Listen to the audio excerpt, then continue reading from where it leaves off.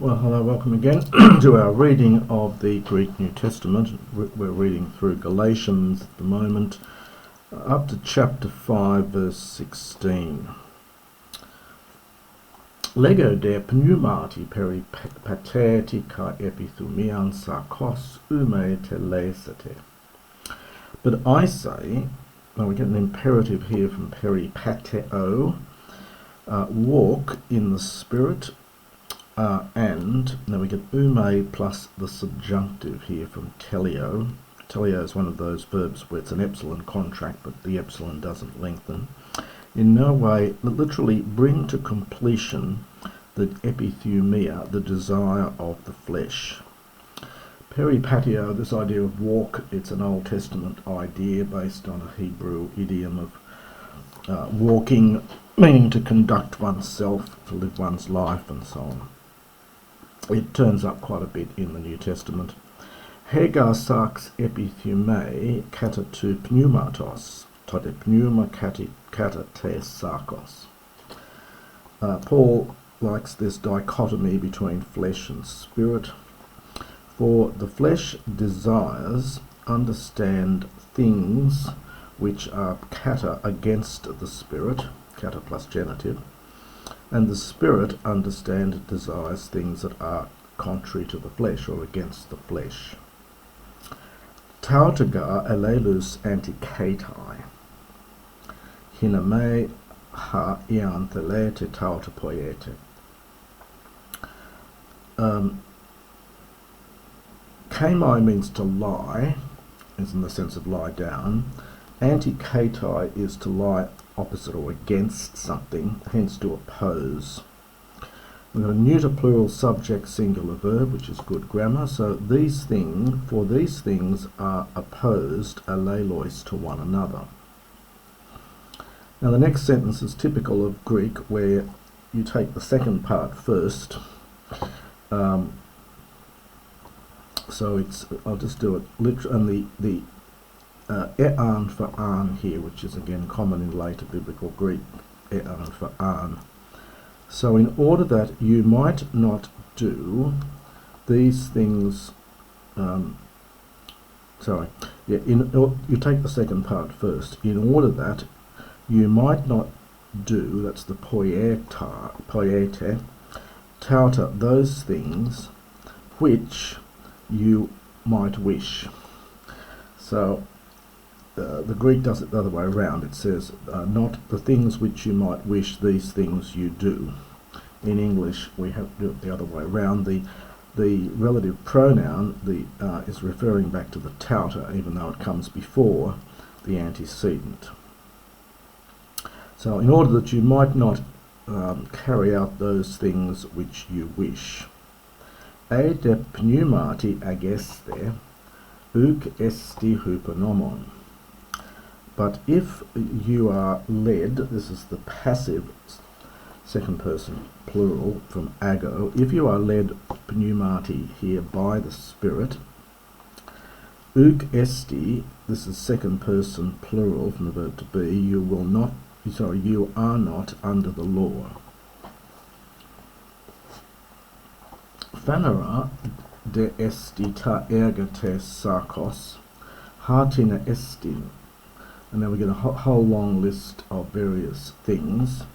There's pornea, akathasia, aselgeia, idololatria, pharmakia, ekthrai, eriszelos, thumoi, erithioi, dicostasiae, hi reses, phthonoi, methai, komoi, kai tahoi mata. No, it's tosutoi. It's tutois on the next page. For the works of the flesh, ta ergates sarkes, now neuter plural singular verb, are phanera, clear. So this is a neuter agreeing with ta erga. The very things which, and again neuter plural singular verb, it's esti, but we say are. Those things which are, and then he's got a long list. This idea of listing things is common enough in Paul. You will also see it in spades in the later or the early Christian work, the Didache, the teaching of the 12 apostles. It's got lots of these lists, mainly of sins and things. This idea of listing things also turns up in one of the early Greek novels, which is written about the same time. And you wonder whether it's become a kind of literary trope in prose writing of the period. But anyway, Paul lists all these various things here. They're porneia, prostitution, sometimes translated more broadly, but the word itself is connected with pernemi, to sell, so porneia is generally taken to be prostitution. Akatharsia, impurity. Arselgeia is a funny word. I think the etymology is not totally secure, but it means something like indecency, things which most people would find disgusting, debauchery, all this sort of sense here. Idololatria. Now, latruo is a verb meaning to serve, and we get eidolon, we get our word idol. Eidolon originally could mean a vision, but here it's just the serving of idols.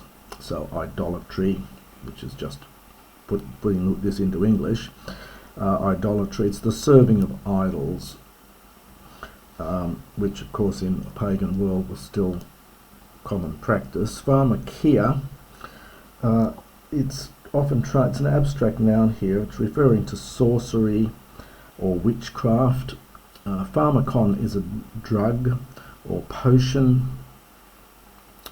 And often people who engaged in sorcery and witchcraft used various potions and magic spells and things. Echthrai, enmities or hatreds. Eris, strife. Tselos, envy.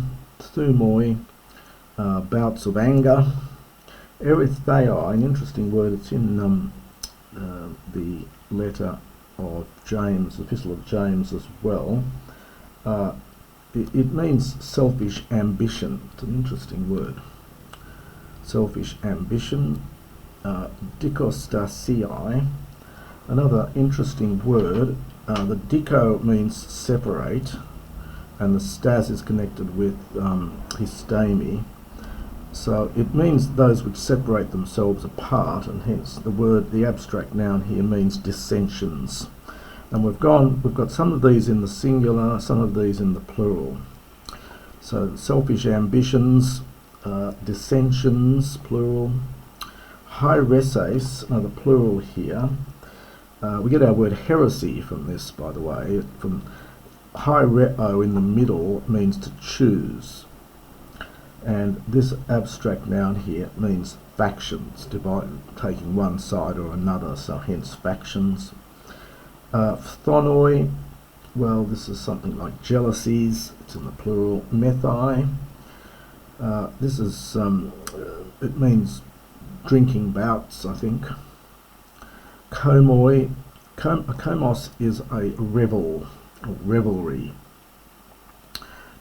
sort of a rather raucous party, perhaps, generally plied with alcohol, so with drinking bouts and revelries, and the things like tutois is on the next page, and also things that are like these things, those that are like these things. Which I have spoken to you about before, just as I said before, that hoi prasontes ta toiauta, those practicing, from praso, such things, basilean to theou ou kleronome susin, notice the future here, they will not inherit the kingdom of God. It's no articles here, it's just a kingdom of a God. There's nothing in that really. Paul sometimes leaves out the articles. Hodekarpos to pneumatos esti. Now, we get another list here: agape, kara, irene, macrothumia, krestotes, agathosune, pistis, prautes, enkrateia. And this is counterbalances the list of various sins. He says the fruit of the Spirit is agape, love, kara, joy, irene, peace, macrothumia, often translated long suffering. It means, well, it's almost sort of bearing your anger, bearing your thumos for a long time, so long suffering. Krestotes, a word meaning kindness or good nature. Agathosune is just goodness, from agathos. Pistis, faith. Prautes is meekness. You get an adjective praus, meaning meek. Prautes is just the noun from that, so meekness. And enkrateia, self-control. You notice the little diaeresis mark here simply means that you pronounce this as pra'u, not as pra'u. It's two vowels, not a diphthong here. Enkrateia, with that kratia root of controlling, so enkrateia is self-control. Katatone toi utone uk estin nomos. For there is no law against such things. There is not a law. Hoide to Christo in brackets Jesu ten sarka estaroson suntois pathema sikaitais epithumiais. Those, now we get a genitive here, so it must mean something like those belonging to the Messiah Jesus, those of. So those belonging to the Christ. Estarosin, from stauro, it's an omicron contract verb, have crucified the flesh. Sontois pathema sin, this is from pathema. Pathema has a range of meanings. It's connected with pasco, the aorist is epathon. It can mean suffering, but it can also mean desire, which is probably what it is here. So it's crucified the flesh, along with all its desires, and epithumiais, and its lusts. Just another word for desires. Not a great deal of difference between the two here. Ad somen pneumati kai stoikomen. For if we live in the Spirit, this is from sao, also, and we get a hortatory subjunctive here from stoiko. Stoikeo, I think the verb is, and I think it's let us. So let us also walk. It's another word for walking. It has the sense of walking in a straight line, walking in a certain direction. A stoikos is a row. So if we walk in the Spirit, if we live in the Spirit, let us also walk, i.e. conduct ourselves in the Spirit. Me genometha kenodoxoi alelus pro kalumenoi, alelus phthonuntes. Let us not be, another hortatory subjunctive, let us not become, let us not be, kenodoxoi. Well, this is generally translated as conceited. It means having an opinion which is empty, literally. The dox here from docio, doxa, and so on. The old meaning of doxa was opinion, and so here, opinion that's empty, that's worth nothing, hence conceited. So let us not become conceited.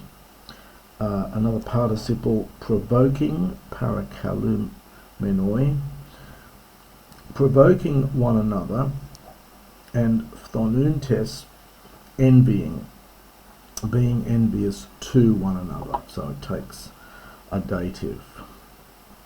And that's the end of chapter 5.